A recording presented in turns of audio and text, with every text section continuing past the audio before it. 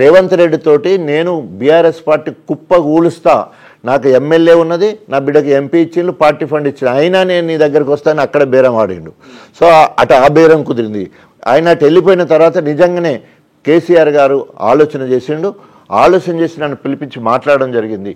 త్వరలోనే ఎమ్మెల్యే ఎన్నికలు వస్తాయి, తప్పకుండా ఒకటి పార్టీ పరంగా నీ సర్వీసెస్ వాడుకుంటాం. సో రేపు బీఆర్ఎస్ పార్టీ రాష్ట్ర కమిటీలో కూడా తీసుకునే దానికి అవకాశం ఉంది. ఎందుకంటే ప్రజా జీవితంలో ప్రతిపక్షంలో ఉండాలంటే రాష్ట్ర నాయకత్వంలో మనము ఏదో పోస్టులో ఉండాలి, అది వచ్చి దానికి అవకాశం. రెండవది, నేను గణపూర్ వరకే లిమిట్ అయిన నన్ను స్టార్ క్యాంపెయిన్గా 7 నియోజకవర్గాలకు అభ్యర్థినిచ్చి సుధీర్ కుమార్నిచ్చి నన్ను గెలిపించే బాధ్యత చేసుకొని గణపూర్ ఇన్ఛార్జ్ అనేది నాకు అన్నిటికంటే ముఖ్యం. ఎందుకంటే ఎక్కడైతే పోగొట్టుకున్నానో మళ్ళీ అక్కడే దొరకాలి. సో ఆ క్రమంలో నాకు మంత్రి పదవి కంటే, రైతు బంధు సమితి చైర్మన్ కంటే, ఎంపీ కంటే నా నియోజకవర్గం ఇన్ఛార్జ్గా పెట్టడం నేను చాలా సంతోషం. వాస్తవానికి ఇంటర్వ్యూలా నాతో మీరు చెప్పడానికి మీకు సంతోషంగా ఉంటుంది. ఇంటర్నల్గా నిజంగా ఇది ఇంటర్వ్యూ లేదు, కెమెరాలు లేవు, ఏం లేవు.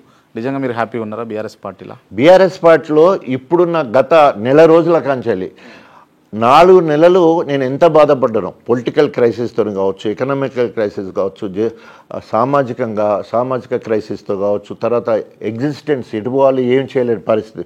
4 నెలల్లో ఎంత అయితే బాధపడ్డానో, సో బాధపడ్డ తర్వాత ఆ మధ్యలో ఈస్టర్ పండుగ వచ్చింది, గుడ్ ఫ్రైడే వచ్చింది. గుడ్ ఫ్రైడే అంటే యేసుప్రభు చనిపోయిన దినం.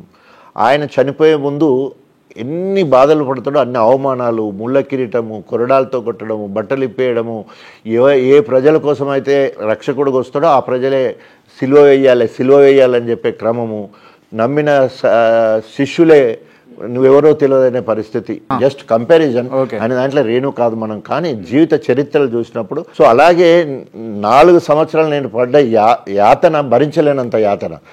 నన్ను బీఆర్ఎస్ పార్టీ నుంచి వెళ్ళి పేగుబంధాన్ని తెంపాలని కడియం శ్రీహరి చేసిండు, కానీ ఆయన పేగుబంధం ఆయనది తెగిపోయింది, నేను పేగుబంధానికి మళ్ళీ నాకు కనెక్ట్ అయ్యాను.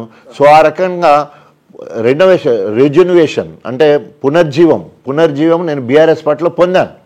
సో ఇది చాలా పెద్దది. నేను ఎందుకు అక్కడి నుంచి పునర్జీవం బీఆర్ఎస్ పార్టీ తెగిపోతుంది అనుకున్న కాడి నుండి పునర్జీవం పొందొచ్చిన కాబట్టి నూతనోత్సవంతో ఈ నెల రోజులలో నాకు వచ్చిన అప్రిసియేషన్ కావచ్చు, సోషల్ మీడియా కావచ్చు, లేకపోతే ఎక్కడి వరకు వచ్చింది, దయాకర్ రావు గారు ఎక్స్ మినిస్టరు, రాజన్న ఇక్కడ మొత్తం నువ్వు వస్తేనే ఇక్కడ మీటింగ్ అయ్యేటంటే నువ్వు రావాలి అని పిలిచే స్థాయికి వెళ్ళిపోయినాం. ధర్మారెడ్డి గారు కావచ్చు, వెంకటరామరెడ్డి గారు కావచ్చు, వినయ్ భాస్కర్ కావచ్చు, అన్ని నియోజకవర్గాలు రాజన్న కావాలంటారు, నువ్వు రావాలంటారు, నువ్వు వస్తేనే మీటింగ్ అయ్యి. దట్ గణపురం వరకు మిమ్మల్ని బీఆర్ఎస్ పార్టీ నాయకులు వాడుకురు తప్పించి మీరు ఇప్పుడు ఒక పదవిలో లేరు. మీకు అది అర్థమవుతుందా మీకు? గణపురము నియోజకవర్గ ఇన్ఛార్జ్ అనేదే పదవి. సో ఎప్పుడైతే నాకు ఎమ్మెల్యే టికెట్ ఇవ్వలేదో, లేదా ఎంపీ టికెట్ ఇవ్వలేదో, ఎప్పుడైతే రైతు బంధు సమితి పోయిందో, అవి పోయినప్పుడే నాకు ఆ పదవులు లేవు. కానీ పర్మనెంట్ పదవి ఉంది. Is the first deputy CM of Telangana, 4 times MLA. ఇప్పుడు ఏ ఎంట్రెన్స్ క్వశ్చన్ అయినా who is the first deputy CM Telangana అంటే డాక్టర్ తాటికొండ రాజయ్య మాదిగాని రాసి తీరాల్సిందే. ఆ పదవిని మించింది ఏం లేదు. సో దీనికి నేను కూడా సాటిస్ఫైడ్ అన్న. మీరు చెప్పిన ఆన్సర్కు నేను కూడా సాటిస్ఫైడ్. కాకపోతే మీరు ఇది ఇండెప్త్గా అడుగుతున్నా, నేను అడగొచ్చు అంటే అరే ఏంటి 1-to-1 మాట్లాడుకున్నప్పుడు అడిగే వాటికి సమాధానం చెప్పేది నా దగ్గర ఉంటుంది కదా జవాబు. రైట్, ఓకే అన్న, ఈ కాన్ఫిడెన్స్ కావాలి. రైట్, నవ్య విషయంలో జానకిపురం సర్పంచ్ నవ్య విషయంలో మీరు ఇరుక్కున్నారా, ఇరికించబడ్డరా, అసలు విషయం బయటపడ్డదా? ఇప్పటికీ 100 సార్లు 100 ఇంటర్వ్యూలలో చెప్పడం జరిగింది. దీని ఇంకా 100% కడియం శ్రీహరి కుట్ర. 100% దాంట్లో ఐఎమ్ ట్రాన్స్పరెంట్, ఏం లేదని చెప్పేసి మహిళా కమిషన్, నేషనల్ మహిళా కమిషన్, స్టేట్ మహిళా commission, CPF Warangal enquired lot in detail. So they are given clean chit. So only పొలిటికల్గా మీడియా హైక్ చేసింది, ప్రెస్ హైక్ చేసింది, దీన్ని ఎవరో వాడుకొని చేసిందని వాళ్ళు రిపోర్ట్ ఇచ్చారు. వాడుకున్నది కడియం శ్రీహరి. సో అనేక రకాలుగా ఆర్థికంగా వాటన్నిటిని మానిటర్ చేసుకొని కార్యక్రమం చేయడం జరిగింది. రైట్, ఇంకొక విమర్శ అయిందా, అసలు విమర్శన నిజమా ఏమో అర్థం కాలే ఈ విషయంలో.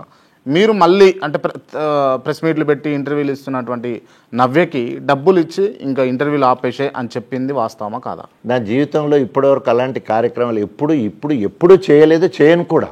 నేను ఇచ్చింది మా ఊరును కంట్లో పెట్టుకొని పనులు ఇస్తలేడు అంటే మనము CDF కింద, కాన్స్టిట్యున్సీ డెవలప్మెంట్ ఫండ్ కింద అఫీషియల్గా ఇవ్వడం జరిగింది.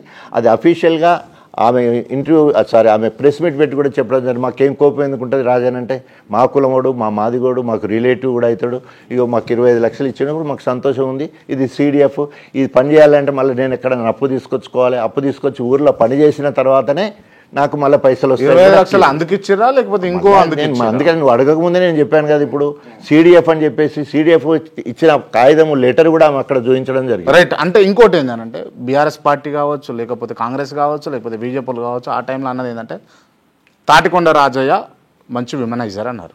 ఏ పార్టీలు ఇప్పుడు మళ్ళీ చెప్తున్నా కదా, ఈ రోజు వరకు బీజేపీ వాళ్ళు కానీ కాంగ్రెస్ వాళ్ళు కానీ ఇప్పటివరకు ఎన్నడూ ఎవ్వరు కూడా నన్ను విమర్శించలే. ఈ సోషల్ మీడియా కడియం శ్రేణి పోషించే సోకాల్డ్ సోషల్ మీడియా ఉంటారు కదా, వాళ్ళు ఇష్టం ఉన్నట్టు మాట్లాడడం కావచ్చు, ఇష్టం ఉన్నట్టు అనాలిసిస్ చేయడం కావచ్చు, వాళ్ళు చేశారు తప్ప ఏ వ్యక్తి కూడా ఇంతవరకు అది మాట్లాడలేదు. అది 100%. మీరు విమనైజరా కాదా మీరు చెప్పండి. మగవాడికి మగవాళ్ళ లక్షణాలు ఉంటాయి, ఆడవాళ్ళకి ఆడవాళ్ళ లక్షణాలు ఉంటాయి. That is called SSC, secondary sexual characters. నువ్వు మొగాడివి అంటే నువ్వు ఏం చెప్తావు? I'm directly asking you, what about you Kranthi? You talk, నువ్వు చెప్పు, you tell, are you men, are you having SSC అంటే ఏం చెప్తావు నువ్వు? SSC అంటే సెకండరీ సెక్సువల్ క్యారెక్టర్స్. ఇది ప్రతి మగవాడికి ఉండాల్సిందే. ఆడవాళ్ళకు కూడా SSC ఉంటుంది, వాళ్ళకు ఉండేవి వాళ్ళకు ఉంటాయి. ఆ లక్షణాలు లేకపోతే ఏమంటారు? ఆ లక్షణాలు లేకపోతే అట్లా కాదు, మగవాడి లక్షణాలు అంటే ఒప్పుకుంటాను. భాష మారవద్దు అక్కడ.